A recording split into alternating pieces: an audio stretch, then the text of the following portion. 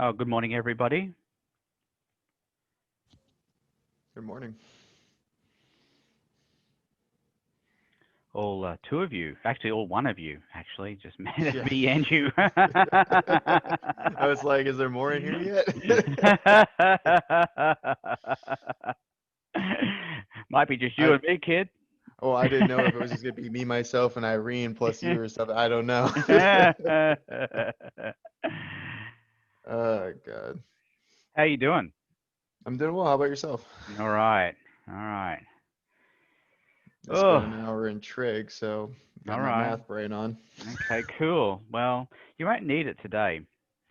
That's good. All right, let's get the share screen shared. Okay.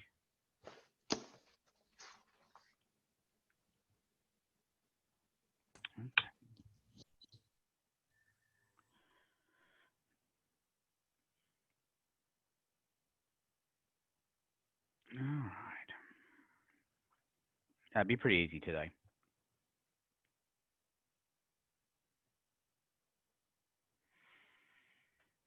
Hi, Emily. Hi.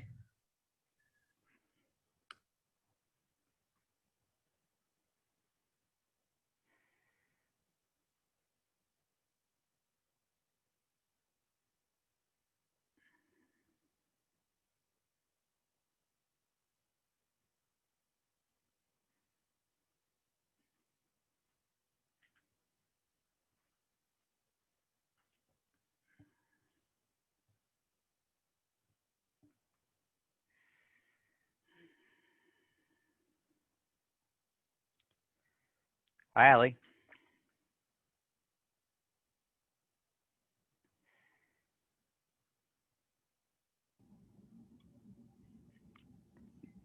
Hi, Allie.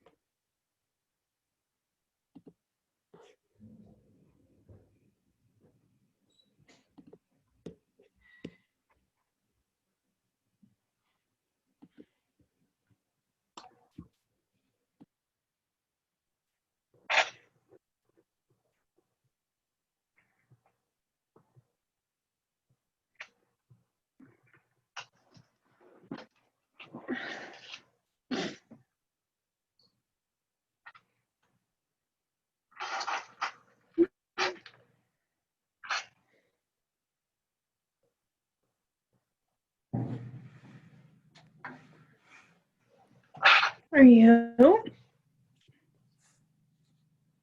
Hey, stop licking yourself in my bed. That's just wrong. Yeah. Mm-hmm.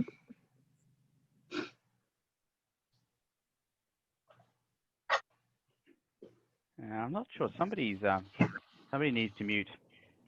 It's I got a lot of background noise there. I was trying to figure out who it was. All right. Good morning, everybody. We can get started. It's 9:30. So we're going to get straight into it here, when we're looking today at modules 1 and 2.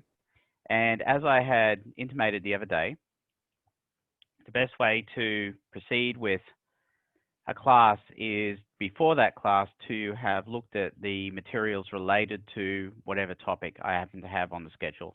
So today you can see it's modules 1 and 2.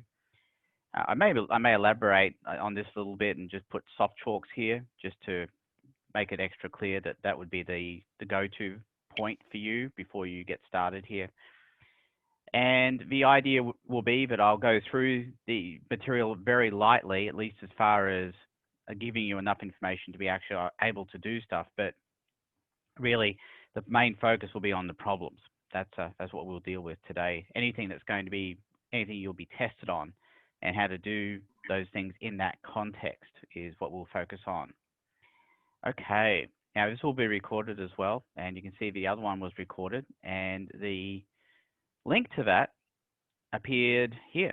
So that's the thing we did on Monday. So that's the link to it. It's on YouTube, and this one will be in the same place. Now, they do take a couple of hours to process and pop up and everything, so just be aware of that. Okay.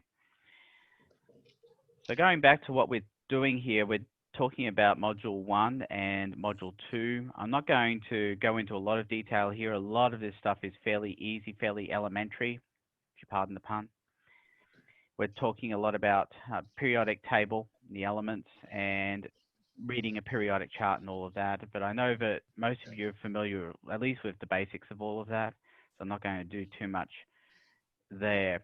Now, the thing about the soft chalks is that not only is there text, but there's also these interactive exercises. That's why I think it's a good idea to go through them and do the interactive exercises to check your understanding of what you're reading.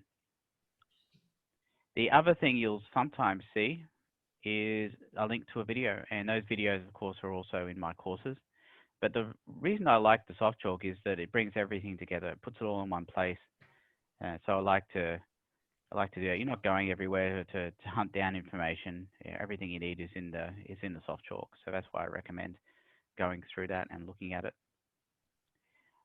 Your internet connection is unstable. I don't know why that would be. I'm actually in my office at school, so I don't understand why that would be. Is anybody having trouble accessing me? No. Okay. Hopefully you can all see my screen, right? Yes? Can somebody tell me if they can hear my screen, see my screen, or chat or something? Let me know. I'm not talking to nobody. Yeah. Thank you. Appreciate it. Okay. All right. Let's talk about some of the things we're going to see here in the soft chalk that's going to be of interest to you. Well, first of all, diagramming atoms. All right, so we're looking at diagramming something like fluorine, for example. And by diagramming, what I'm talking about is figuring out the number of protons, the number of neutrons, the number of electrons. And if we go back to the periodic table, we can see the different features that we've been talking about, the atomic number, the atomic weight, and the symbol. That's what we're going to be most interested in. Now, the atomic number is going to be the number of protons. The atomic weight is the number of protons and the number of neutrons. And of course, you've got the symbol down here and the name. So for something like fluorine, the number of protons would be 9. The number of neutrons would be the mass number minus the number of neutrons, which is going to be 10. And the number of electrons is going to be 9 as well, be the same as number of protons. Okay. So diagramming. Well, we put 2 electrons in the first row and we put 7 in the next row. Now, how do we know to do that? Well, let's take a look at the periodic table, and you'll see that there's a pattern to the periodic table. I can find it here.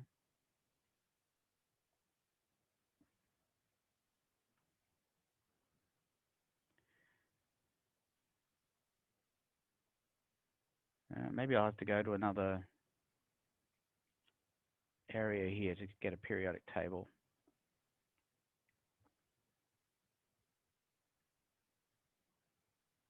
Here we go. Okay, so if we look at a periodic table, I think I'll download this. No, maybe not. No, that's all right. I'll do it from here. If you look at a periodic table, you'll see the way it's set up. We've got 2 in the first row, we've got 8 in the second row, we've got 8 in the next row. And it's not some sort of coincidence that that's how the electrons go in the rows as well. Now, we can only really practically do up to really calcium. After that, things get a bit rough for this kind of model. But really, for the first 3 rows, we can say that that's true. Any test question you get would only be for anything up to calcium. I would never ask you anything more than calcium for that particular question. So you can see going back to the, I have to go back to where I was here. Here we go. So for something like fluorine, you can see it emulates what we see on the periodic table. It is going to be 2 in the first row, and if you look at where fluorine is, it goes 1, 2, 3, 4, 5, 6, 7. So it's the 7th element in the second row, and that's exactly how many elements we have. All right, so let's look at the kind of question you'd be asked about that on the test.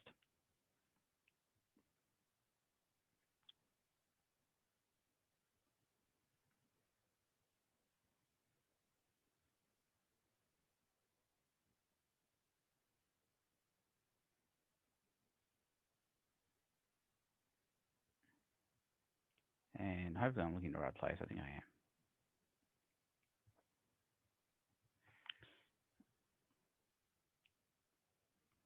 am. Okay, so you've got a periodic table there in the test and a list of the elements as well.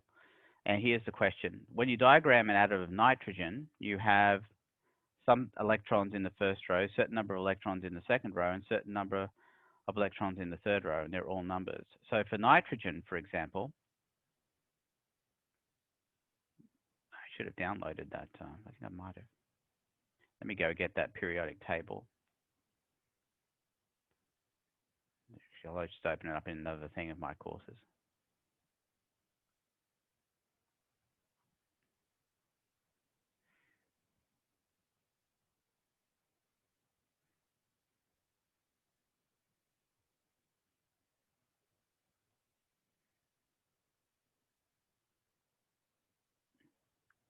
Okay, so for nitrogen, you've got 2 electrons in the first row, and 1, 2, 3, 4, 5 for nitrogen, and that's in the second row, and then 0 electrons in the third row. So to answer that question, you would do 2, you do 5, and you do 0. You'll notice that these two numbers will add up to 7, which is the atomic number of nitrogen. Does anybody have any questions? Anybody have any questions? Okay. All right, let's go back to the soft chalk here.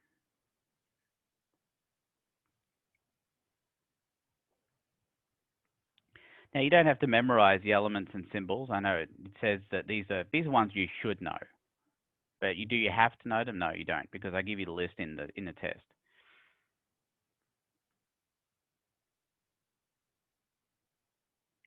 Okay.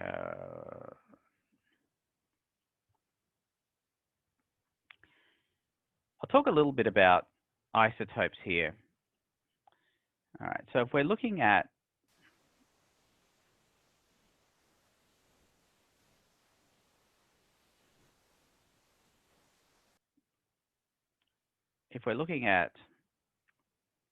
something like, or any of these elements here, you'll notice they're not whole numbers for the mass numbers. Like for manganese, for example, it's 54.94. You might expect it to be a whole number because it's supposed to be the sum of protons and neutrons. But it turns out that for anything, and this includes hydrogen, you see it's 1.01, it's because hydrogen isn't all just 1 proton and 1 neutron. There are flavors of hydrogen that have 1 proton and 1 neutron, just 1 proton, and 1 proton and 2 neutrons. And those are called isotopes. And for hydrogen, there are 3 of them. So we got protium, which is the one that doesn't have any neutrons. We got deuterium, which has a neutron, and we got tritium, which has 2 neutrons. That one happens to be radioactive.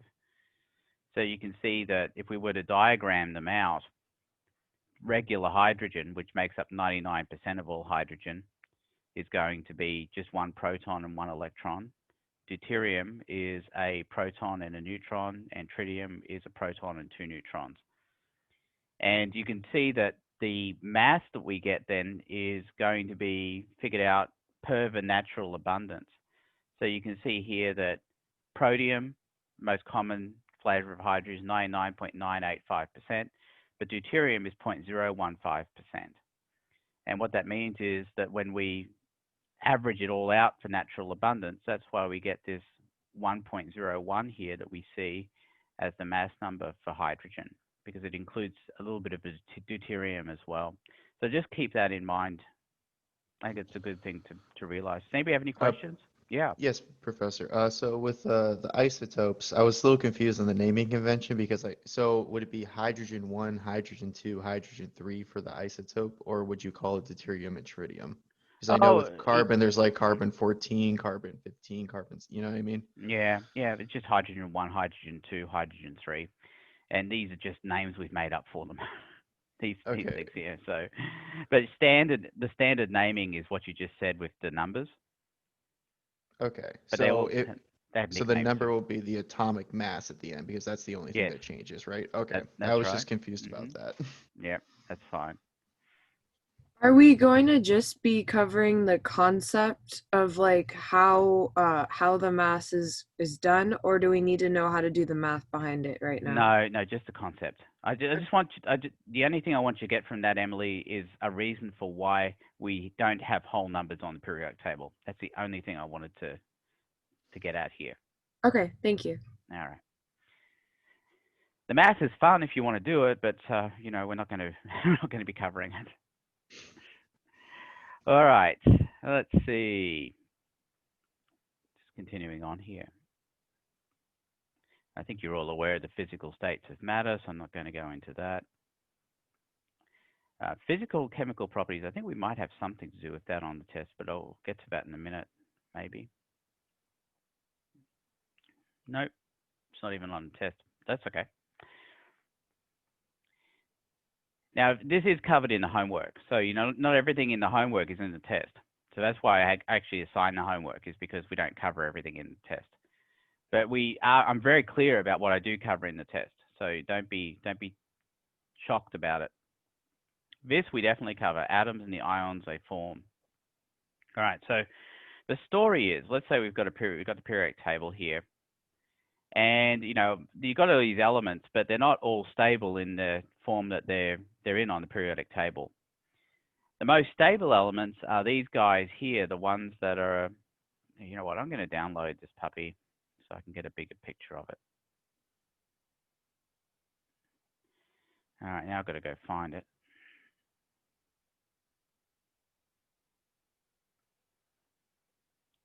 Okay. So we've got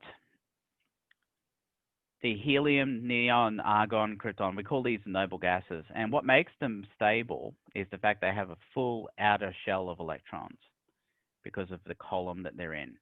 So these don't want to gain, they don't want to lose electrons, they have sufficient electrons. As such, they tend not to react with very many things. Now, a lot of people say, well, they don't react with anything. Well, that's not entirely true.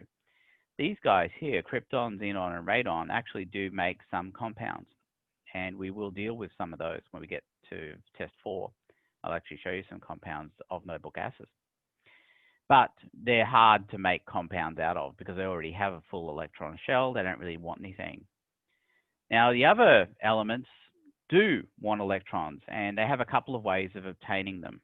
Now, it turns out that anything in this column here, and this column as well, 1, 2, and 3, will tend to lose electrons in order to gain a full outer shell, to be like these noble gases.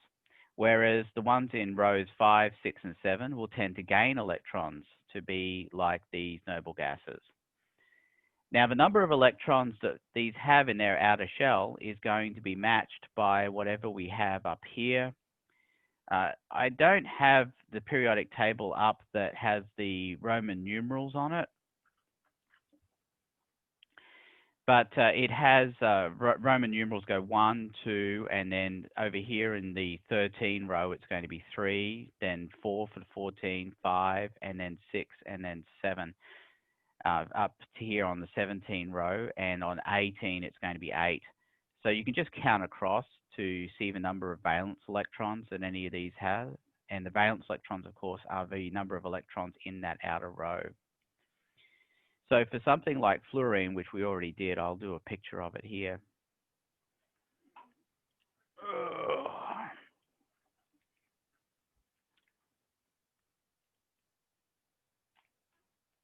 Make sure I've got the brushes going here. There we go.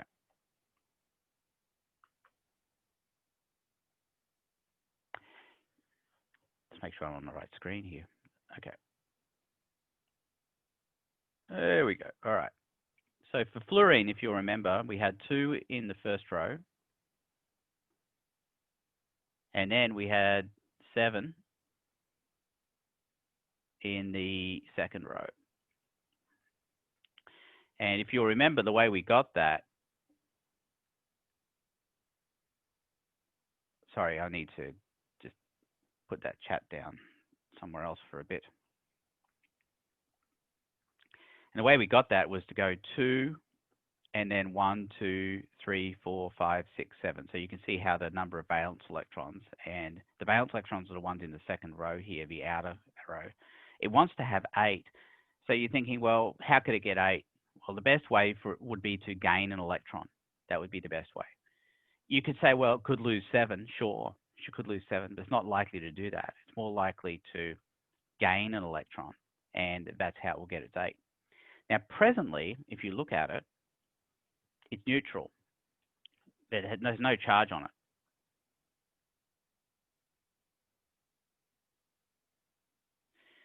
Now, I'll do it over here, another one. Now, you've got to remember that in here, there are 9 protons. And in total, we have 9 electrons as well.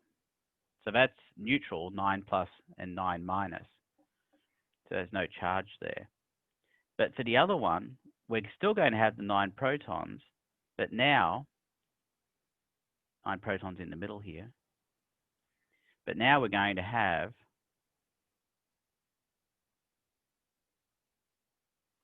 a total of 10 electrons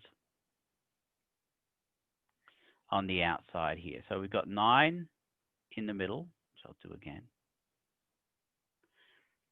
And we've got 10 electrons, and the net charge there is going to be -1, so it's going to be F minus. So these things will gain as many electrons as they need to get into their octet to have 8 electrons in that final row. So anything in this column which has 7 will gain 1. Oxygen has 6, it'll gain 2, and nitrogen will gain 3. So nitrogen will become 3 minus, oxygen becomes 2 minus, and fluorine becomes 1 minus. Does anybody have any questions so far about figuring out how many electrons these guys will gain? We're only talking about 5, 6, and 7. That's 5, 6, and 7 there across the top row there. Does anybody have any questions?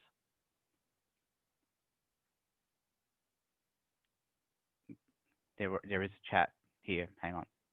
Let's go. Let me get the chat box back up here. Here we go. How's it work again? I'm confused. Which, sorry about that, David. Let me minimize, put this chat box back a little bit here. Okay, so you figure out which column it's in, and then you want to figure out how many electrons it needs to be like these guys over here. So these have 8 electrons, or a full electron shell.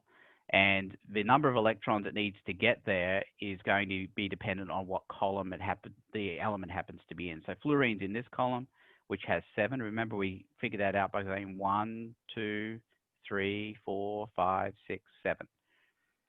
So we need 8, so it needs 1 more electron. We add 1 electron. See, it only had 7 initially. We have 8 now.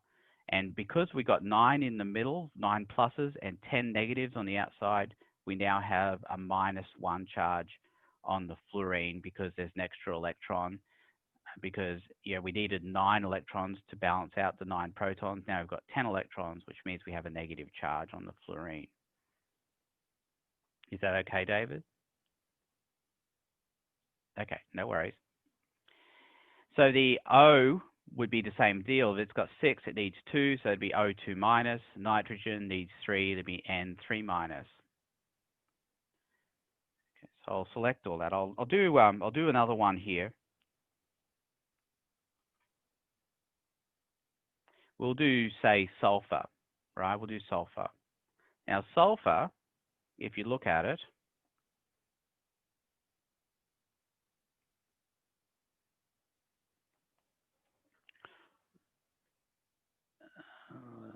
get its brushes here. There we go. So sulfur, if you look at it, is going to look like this. I'm only going to worry about the outer row of electrons here. And you can see if we count across, we know that there's going to be 2 in the first row, there'll be 8 in the second row, and there'll be 1, 2, 3, 4, 5, 6. So there'll be 6 in the third row.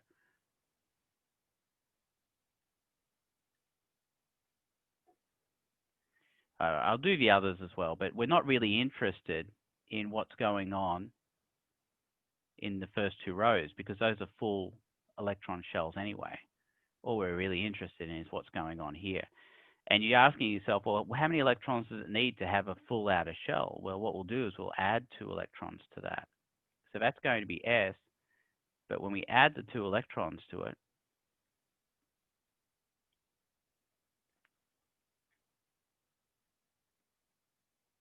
it's now going to have 8 electrons in its outer shell. And again, we're not really that interested in the inner shells at all. But what that would mean is that when we've added 2 electrons, it's going to be now S2 minus. That's because electrons are negatively charged. Right, so we add electrons, the charge gets more negative. All right, does anybody have any questions? Okay. So that's for what's happening on this side. Now, what about the other side here, where we've got the other things going on? Well, we've got hydrogen and lithium and all of these. These are all in group 1. These are all in group 2. This is how many valence electrons they have. So 1, 2, and in this row, sorry, this column, there's 3. So let's look at something like magnesium then.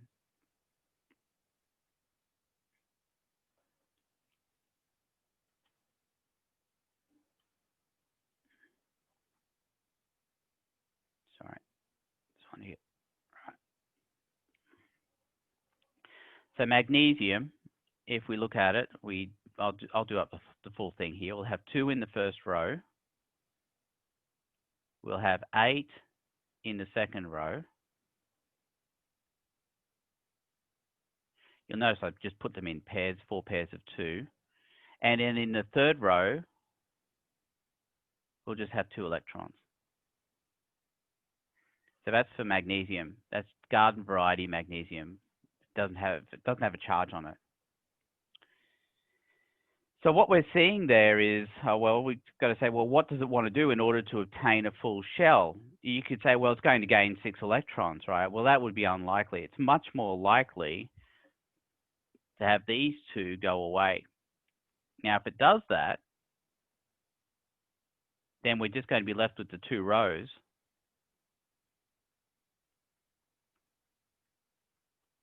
Sorry, that's not a very good drawing. It's going to be left with the 2 rows here, but the second row is going to have a full shell. But because you see now in the middle here, we've got 12 pluses, 12 protons. On the outside, we've got 12 electrons to balance those protons out.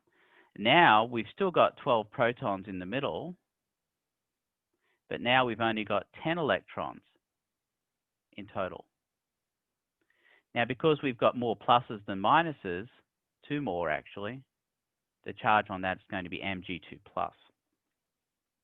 So because we've lost electrons, we now have a positive charge on the element, on the ion. And the reason it forms that ion is because it now has a full outer shell. It's much more like the noble gases over here.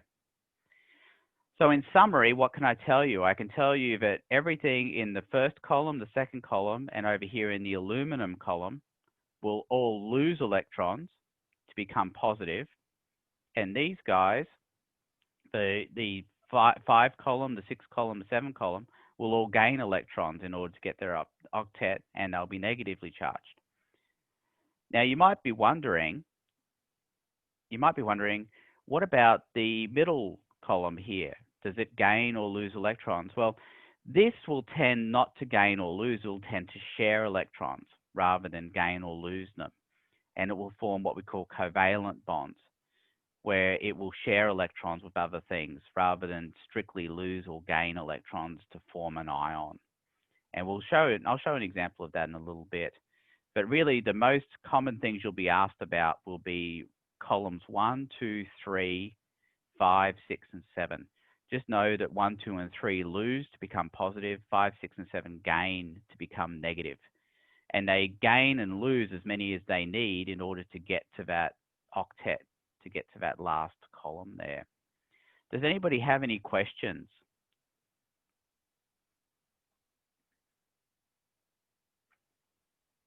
Okay. Let's take a look at the sample test here, and you can see the kind of question you'll be asked about this. It says an atom of bromine has 7 valence electrons. See, I even tell you how many valence electrons it has. The charge on the ion it will most likely form is, well, it's going to be -1. The reason for that is it needs to gain 1 in order to get to 8. So it would be -1. if this question said, say,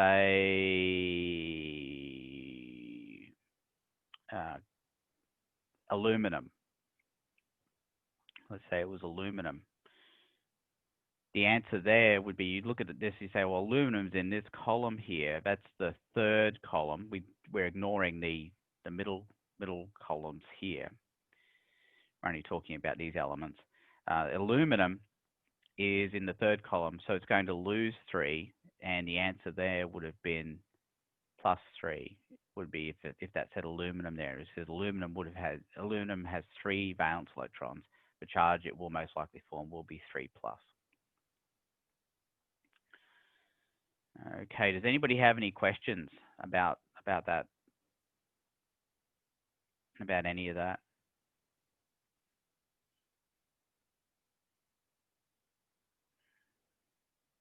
One thing I haven't tried here, let's see if I can pull something up here.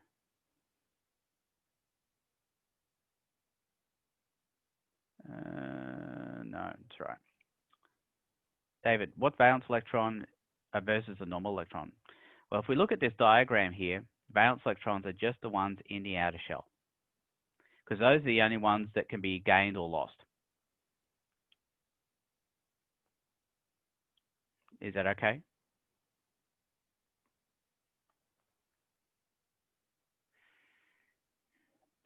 All right. Any other questions? Any other questions? So again, these are the questions you'll be asked on the test. I'm not being cagey here. It'll be one of those elements. I'll tell you the number of valence electrons. You figure out how many you need to get to 8, or how many you need to lose in order to get a full shell. All right. We'll be able to have the copy of the periodic table for the test, right? It's here. It's here in the test. You just have to scroll back up to see it. See? Okay. Could we have a printed version as well if we wanted to? No. Okay. No. You can have scratch paper, but because I have the periodic table in there, you don't need the printed version. And if you remember what I had said the other day, you can always increase the size of it by doing Control+ or Command+, if you're having trouble seeing the numbers on them. Okay. But it shouldn't be a big deal. You just need to really be aware of the layout of the table and how to figure out how many valence electrons they have. And that's all based on that. Do you upload? Yeah, do it. Yes, I do. Absolutely, I do, David. They will be available probably an hour or 2 after the lecture. But you can always email me as well, and we can also set up a personal Zoom session if there's ever an issue with any questions. That goes for any of you. You can also call me on my cell phone as well during office hours. Okay, I welcome questions, folks. I welcome questions. All right, I want to be transparent here. I'm not going to be cagey. All right, let's see. What are we doing next? All right, let's go back to, sorry about that. Let's go back to the soft chalk here.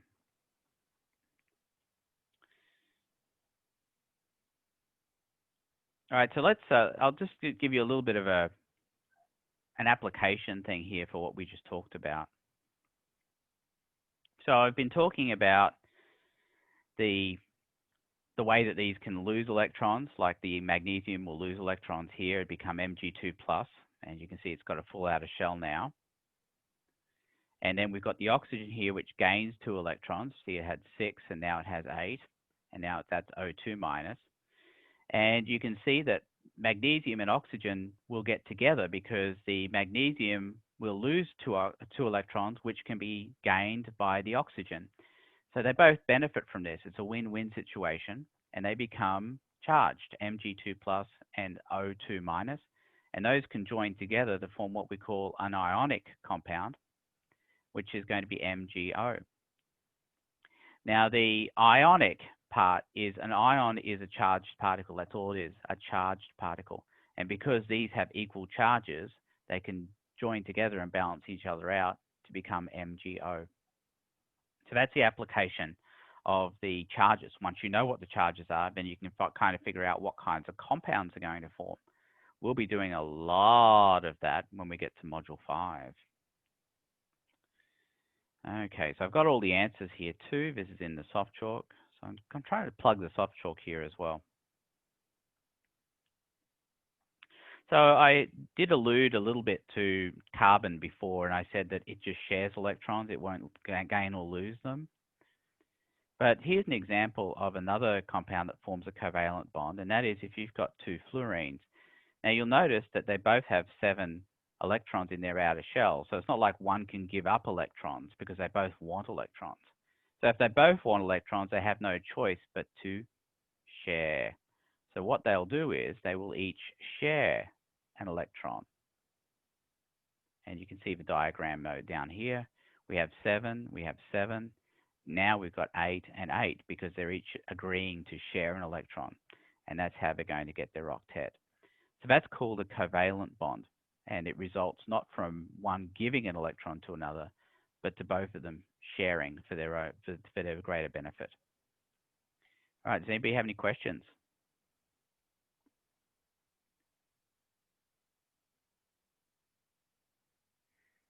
Okay. Yeah, so those are the main things I wanted to focus on in Module 1. We're going to go now take a look at Module 2.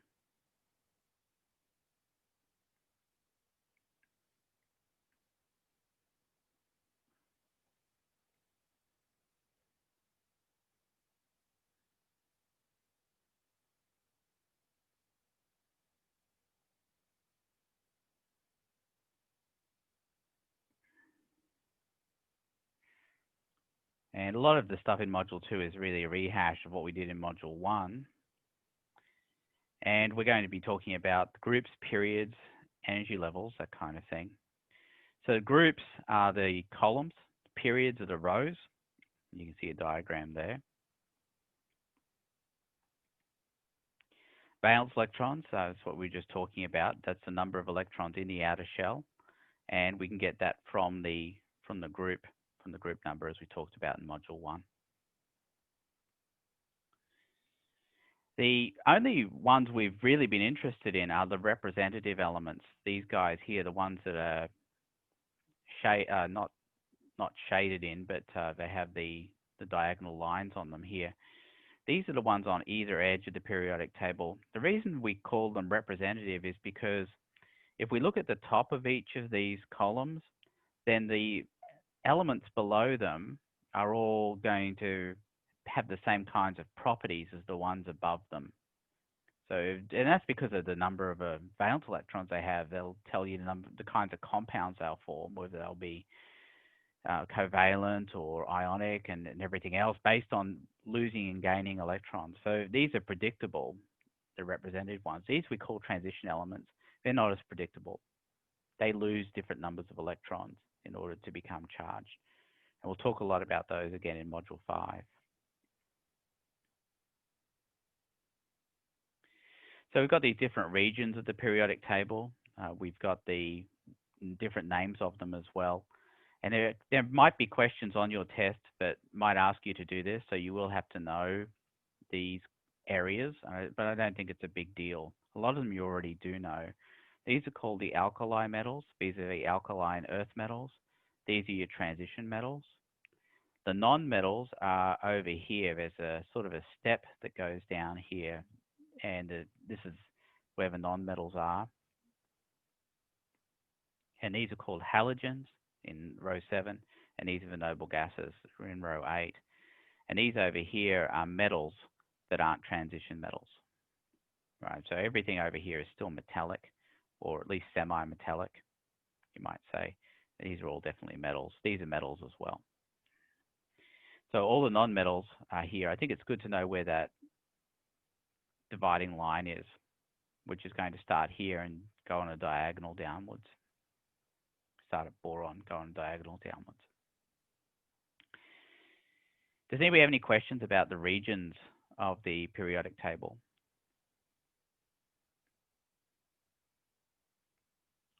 Okay, metals and non-metals.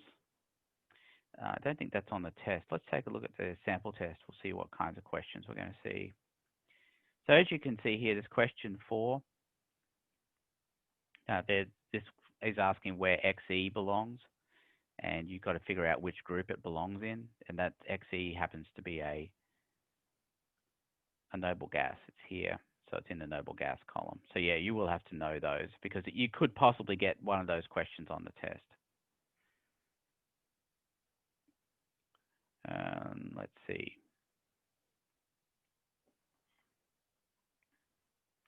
All right, let's move on here a little bit.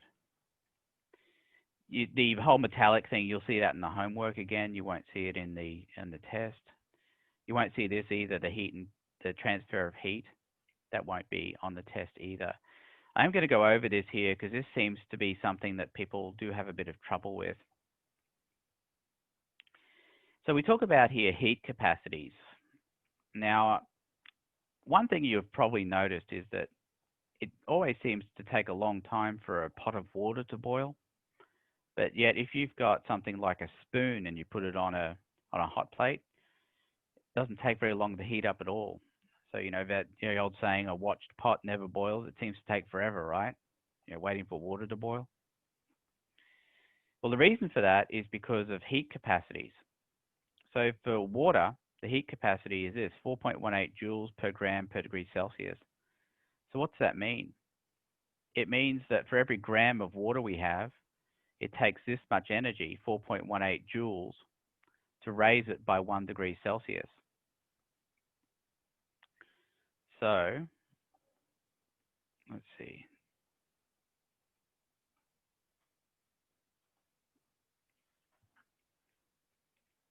Let's say we've got a pot of water. Whoops.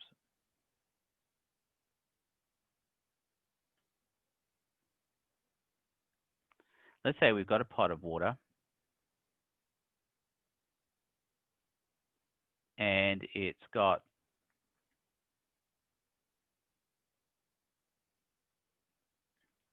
say 100 grams in it, 100 grams of H2O. And let's say it's at 25 degrees, which is room temperature. If I wanted to raise that to 30, whoops.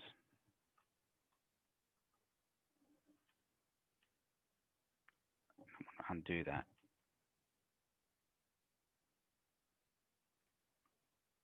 I didn't want to do that. I can't seem to erase it for some reason. Okay. Let's say we want to take that to 35 degrees Celsius, but it's still going to be 100 grams.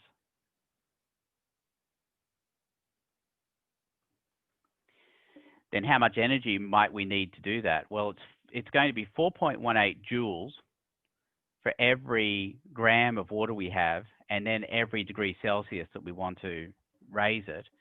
So it would be 4.18 joules per gram per degree Celsius, and it would be times 100 grams, and it would be times 10 degrees Celsius. So it would be 4.18 times 1,000, which means we'd need 4,180 joules. Now, a joule is just a unit of heat, and that's how much energy we would need in order to raise the temperature of that water by 10 degrees Celsius. But let's say we had, so I'll ask you to keep that number in mind, and I'll remember it too.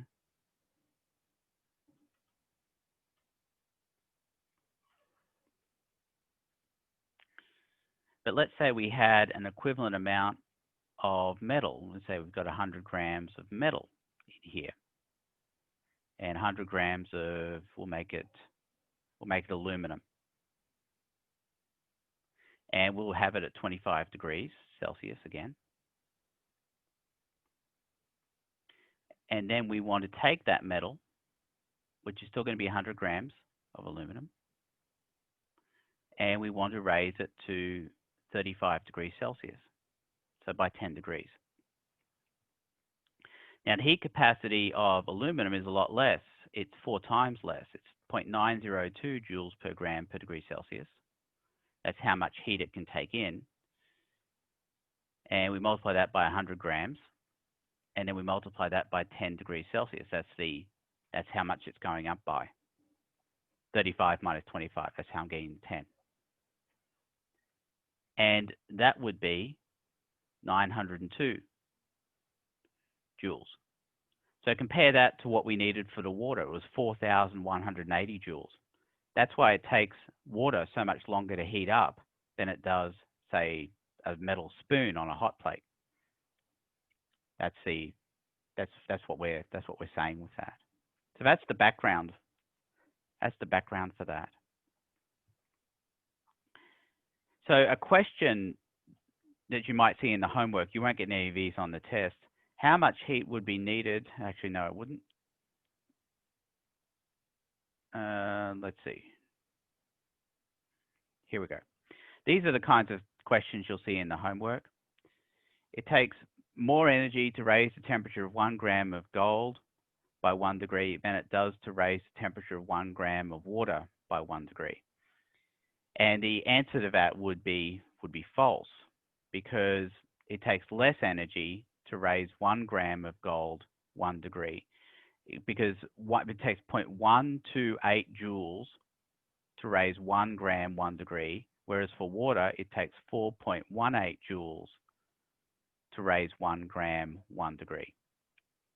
So I'm hoping that's clear. Now, the answer to that question would have been false. That's the kind of question you might see in the homework.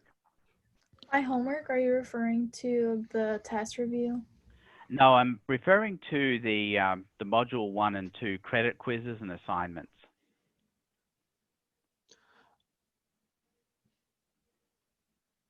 You with me?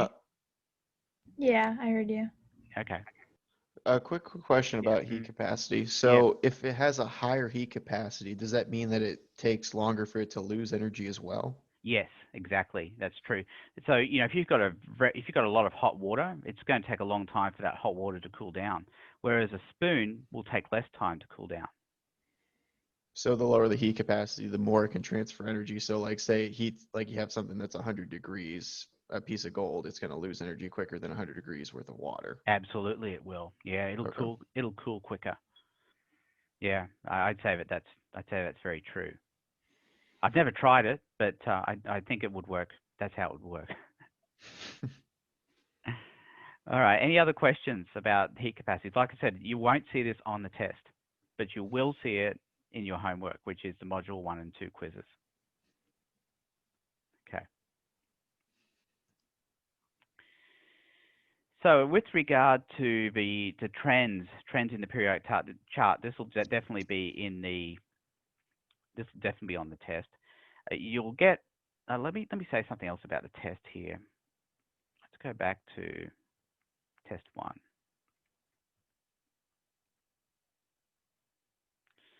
One other thing I have here. Let's see if I can find it.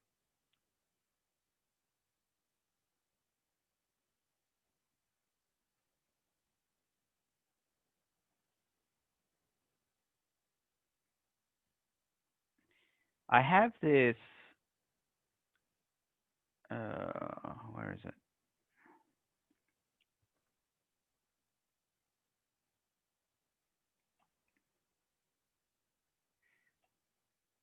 Yeah, open up that a bit.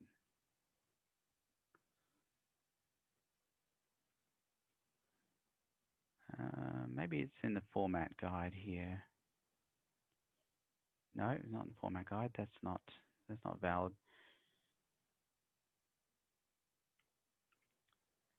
I will add this. I haven't. I guess I need to add this in here, but it'll give you an idea of the kinds of questions that you could possibly get for this test. Because you see, what happens is when we look at this sample test here, you'll notice that this particular question, which is about trends in the periodic chart, is about ionization energy. But what's also possible are questions that relate to ionization energy and to size, and also to electronegativity as well. And those are the 3 concepts we're going to cover now. But the question on the test will only be one of those. You're definitely going to get one, But I will, I'll add that in to the test folder. I thought it was already there, but obviously it isn't. But I will do that, and that will give you an idea of the kinds of questions you're going to see for each question. But obviously, if you take the sample test enough times, then you'll get to see instances of all of those. That's why it's advised here to take the sample test more than once, so you get to see all the different kinds of questions you could possibly get. Remember, it's the same questions as you're going to see on the real test as well. So you want to experience all of them as well. Okay, so looking at the periodic chart, and we're talking about, first of all, about electronegativity. So electronegativity is the tendency for something to want electrons. As we discussed earlier, we know that these guys here, these are the noble gases, they already have enough electrons. They don't want electrons. Fluorine loves electrons. It wants them. So that one is electronegative, the most electronegative. The least electronegative is francium. It doesn't want to gain electrons. It wants to give them away. So if you're given a list of elements, for example, like P, Z, N, and Y, then what you would do is you'd find out where those were on the periodic table. P is right here. It's a non-metal. We've got Zn, that's a metal here, transition metal. And Y is over here. It's in the third column. So if you were asked which one is the most electronegative of those, it would be P, because it's closest to fluorine, which has the most electronegative element. And the least electronegative element would be Y out of that listing. So P, Z, N, and Y. So they're the ones that we're talking about here. Does anybody have any questions about electronegativity?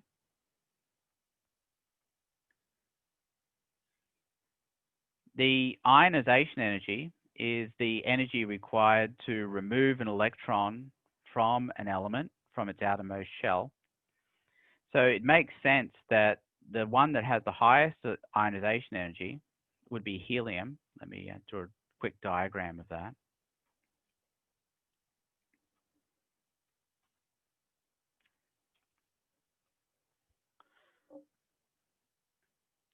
And helium, as we know, is going to have its nucleus, and it's going to have 2 electrons on the outside. So it's got a full outer shell. The ionization energy is the energy required to remove one of those electrons. And because that electron is so close to the nucleus, then it has a really high attraction, for one thing, plus it's got a full outer shell. So yeah, there's a lot of reasons that that's going to be a very high ionization energy. The one with the lowest is going to be down here. It's going to be the francium. That's the least. That's the lowest ionization energy. And if you look at what francium looks like, I'm not going to do the whole thing, but it's going to have a lot. How many rows? It's going to have 7. How do I know that? 1, 2, 3, 4, 5, 6, 7. So it's good, it's in the 7th row. So it's got that many rows of electrons as well. And it's got 1 electron in its outer shell. That one's pretty easy to remove. It's so far away from the nucleus, for one thing, and francium would love to get rid of an electron. So it has a very low ionization energy. So if in the same listing, if we had P, Z, N, and Y, and P would have the highest ionization energy of those 3, and then Y would have the lowest ionization energy of those 3. So remember, P is over here in the 5th column, Y is over here in this 3rd column, 5th column from this side. And then we've got the Zn is in the middle here. It's a in the middle of the periodic table as a transition metal. Anybody got any questions about ionization energy? Okay. And the last one here is atomic radius. That's just size of the element. Here we go. Sorry. What does ionization energy mean? Well, it's just the energy required. The energy required to remove that electron, David, the outermost electron, one of these outermost electrons. Okay. So atomic radius is going to be size, and as you can see, if you're in a column, it's pretty obvious that these puppies are going to go up. So the size of hydrogen is going to be much less than the size of Rb, for example, We know that just because it's the sheer number of rows of electrons. So if you've got 1 row of electron versus 5 rows of electrons, it's pretty obvious this is going to be bigger. So the largest element here is going to be francium. Now, what might surprise you, though, is that the size actually decreases across the row.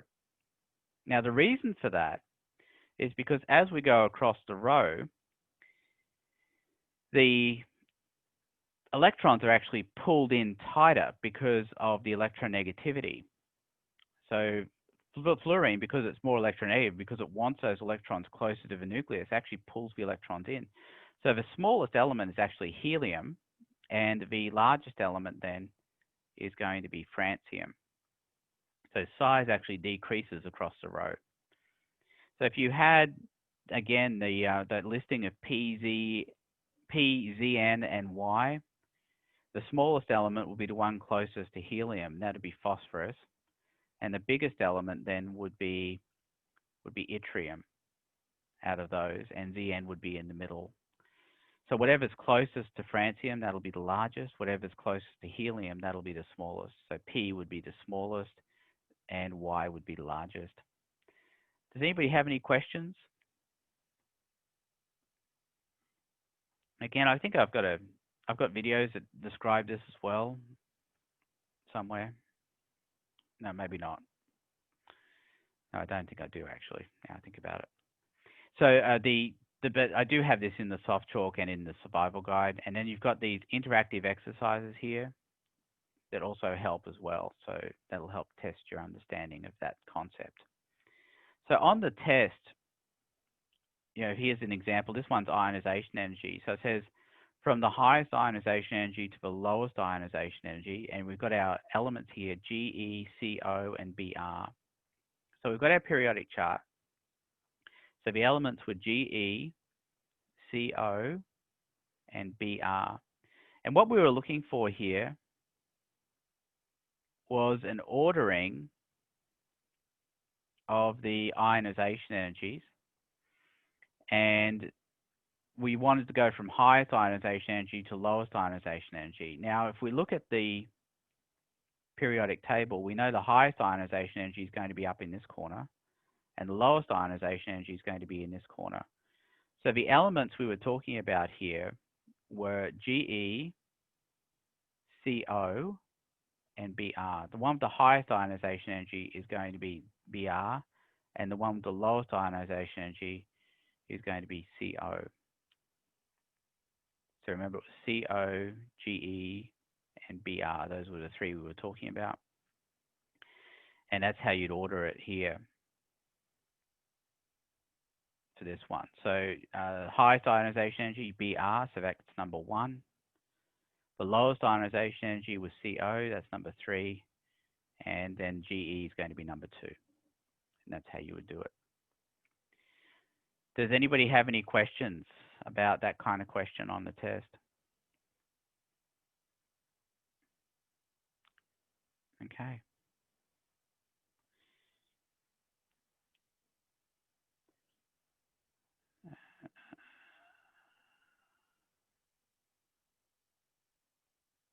All right, let's look at bonding and how we can use differences in electronegativity to determine bonding.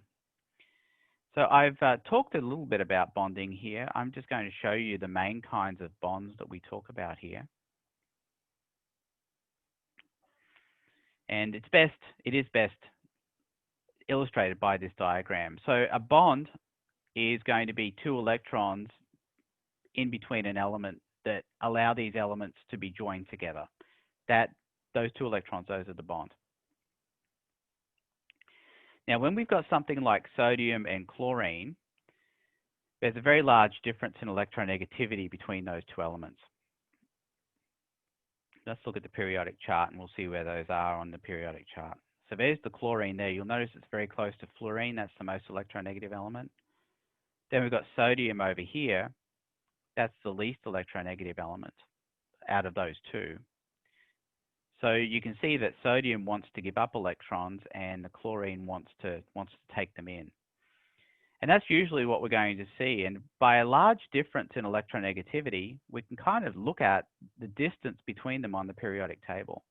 So I can say because there's a large distance between Cl and Na, it means there's going to be a large difference in electronegativity as well. And what that means is when we look at the diagram over here, when you're drawing the electrons between the chlorine and the sodium, because the chlorine is so much more electronegative, the two electrons are going to be much closer to the chlorine than they are the sodium. But that's because the difference in electronegativity is so great, and that difference is also emulated by the distance here on the periodic table. So that would lead to what we call, that would lead to what we call an ionic bond. Ionic because the electrons are actually so close to the chlorine that the sodium's actually given it away, become positive, and that's become negative. So they've become ions, which makes it ionic.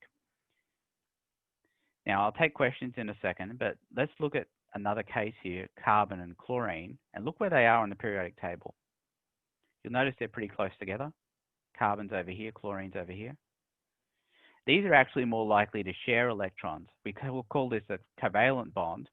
But if you look closely at the picture I'm showing you here, you'll see that the electrons are in between the carbon and chlorine, but closer to the chlorine than they are to the carbon, but not on the chlorine like they were up here. And that's because the difference in electronegativity is not so great. And we know that because how close they are on the periodic table. So we've got the carbon, we've got the chlorine here. So carbon and chlorine are fairly close together relative to what sodium and chlorine were. So that means we have what's called a covalent bond. They're going to share electrons, but it's called a polar covalent bond because they're not the same as each other. If you look at carbon and carbon, though, you'll notice they are the same element. They're going to have an equal pool of electrons, and the electrons are going to be in the middle, which means that there is going to be a covalent bond still, but it's not going to be polar. Now, polar just simply means that the electrons are closer to one element than the other. That's all it means. So if we had an example, just for example, just doing a quick little diagram over here.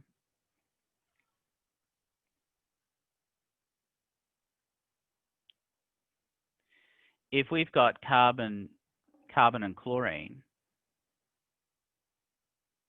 and the electrons are closer to the chlorine than they are to the carbon, what we're saying is that the electron density is actually closer to the chlorine than it is to the carbon. And we can put these little symbols on, which are deltas, and they tell us partial charge.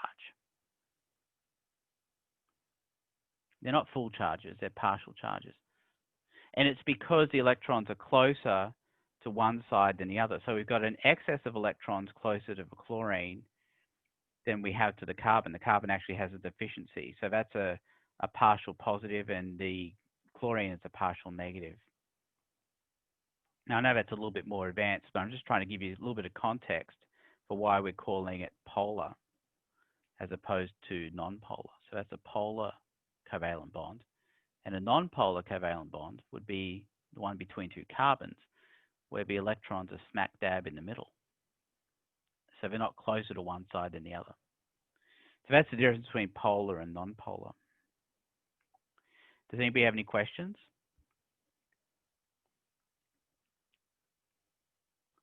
Okay, so in the context of a test question then,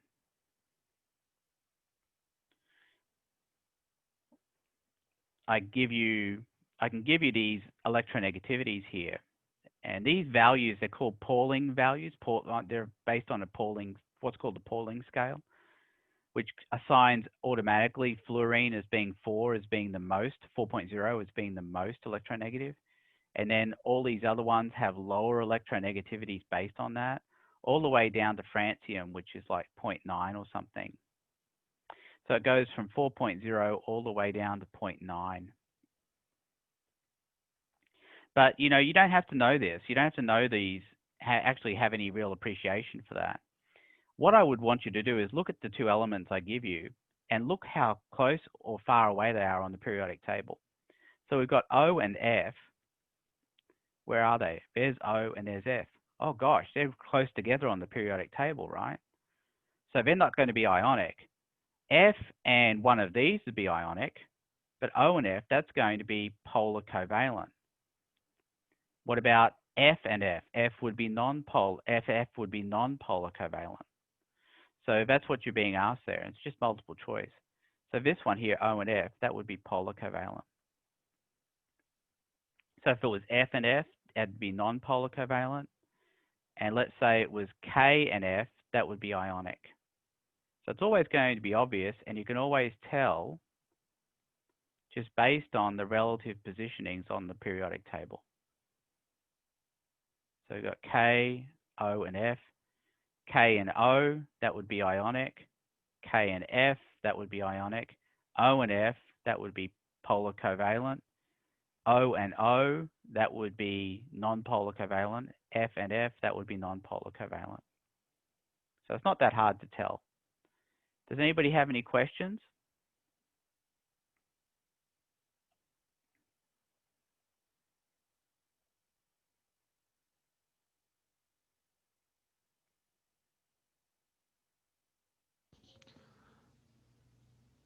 I have a technical question though. Yeah. I was going over the schedule and I just wanted to confirm something. So like on the schedule, it said that the test for test 1 was due on the 14th. Well, let's take a look. Let me take a look at the syllabus here. Yeah, that's what I was reading off the syllabus. But then it said like the quizzes and stuff end on the 8th. I just wanted to make sure that I got the right date so I could The plan it 8th. out. No, let's have a look. No, the quizzes, as far as I can see here, all the quizzes should end on the 13th. And the test is going to be due on the 14th. Yeah, Okay. I'm looking at it right now. It says the like quizzes for each module end on the 8th. Let's take a look.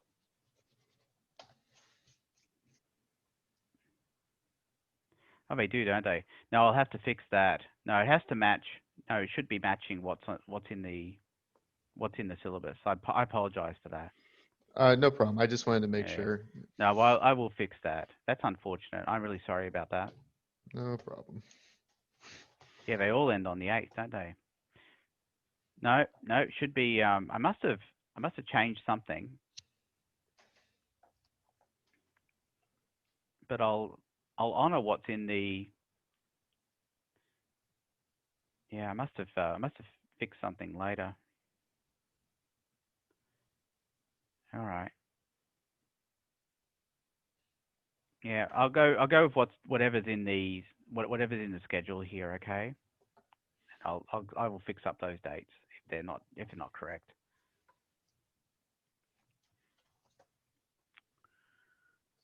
All right. Yeah, thanks for alerting me to that. No problem. All right. Okay, David, can there be non-polar covalent bond if there are two different elements bonding?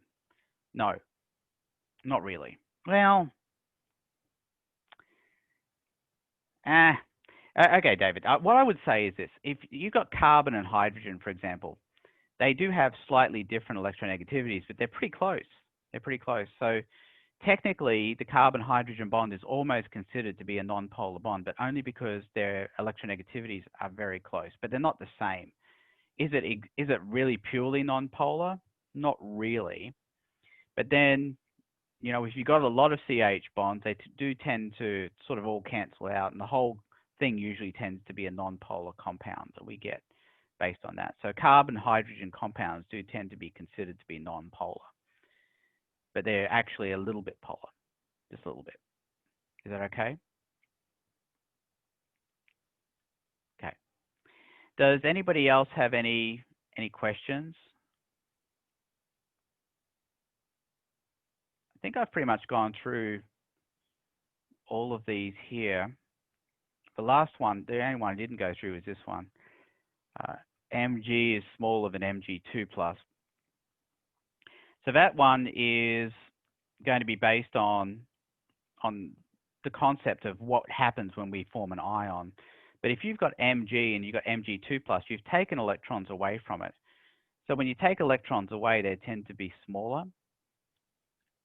than what you had originally. And I can kind of prove that.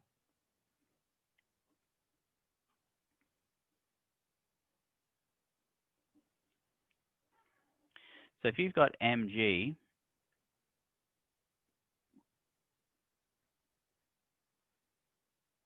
I need to get my thing back here. There we go. We know what magnesium looks like. It's got 2, then it's got 8, and then it's got 2. So Mg2+ would have these guys gone.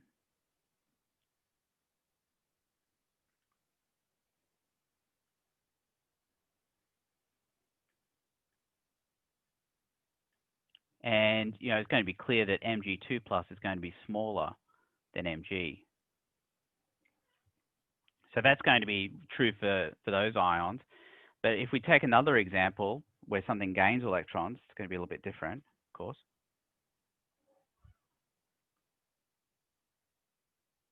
And that would be this situation. Let's say we've got, well, we'll take nitrogen. So nitrogen has 2 in the middle, then it has 5 on the outside. And what's going to happen, we're going to have 3 electrons add to that, so it can get its octet. So that's N, and that's going to become N3 minus. And N3 minus is going to have 8 electrons. And it's actually going to be bigger. So when we add electrons, we get a negative ion, it's going to be bigger. It's a little bit harder to see in the case of the negatives, but it's certainly easy to see in the case of the positives. Does anybody have any questions about the size there and the relationship between size and what kind of ion we have? All right. So a couple of things I'll end up doing here. I will fix those due dates for one thing. They should be matching what's in the schedule. And the other thing I'll do is I'll add in that list of possible questions for the sample test, so that you know exactly what kinds of questions you're going to see. But again, you'll want to do that sample test a large number of times in order to see all the different kinds of questions you could possibly see and experience them all. Generally speaking, though, most people don't find the first test to be that challenging, to be honest. All right, does anybody have any questions? Anything at all about modules 1 and 2 you want to go over?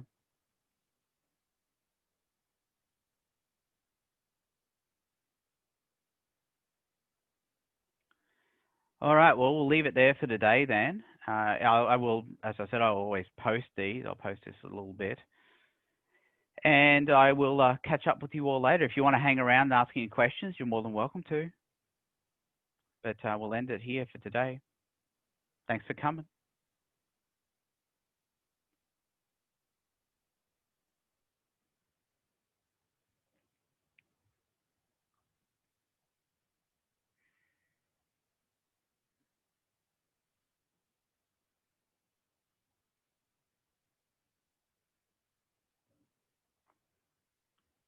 Any questions? Any last questions here? Alicia? No? Alicia? Do you have any questions? You there? Okay.